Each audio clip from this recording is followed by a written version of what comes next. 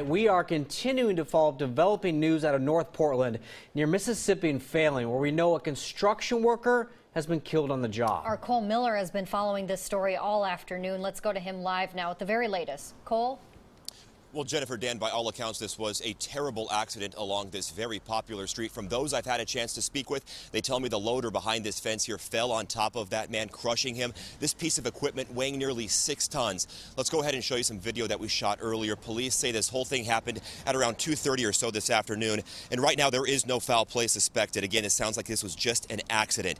Next door at Sunland Lighting, a woman who owns that shop, tells me her coworkers regularly spoke with the young man in the morning, that he was delightful and happy. She says construction hasn't been going on here for too long, maybe just a couple of weeks. And according to the website nextportland.com, this is the site of what will be a 2-story building. Today's tragedy shocking those who knew him. When you lose a young life so quickly without reason, it hurts. It hurts us in our hearts, all of us in our community. And in the hours following this, we know OSHA has begun an investigation. The medical examiner has also responded. And as we come back out here live, questions still remain as to exactly what happened in the moments leading up to this horrible accident.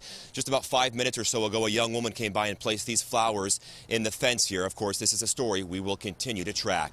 Reporting in North Portland, Cole Miller, KOIN 6 News. So sad, especially to see the flowers. And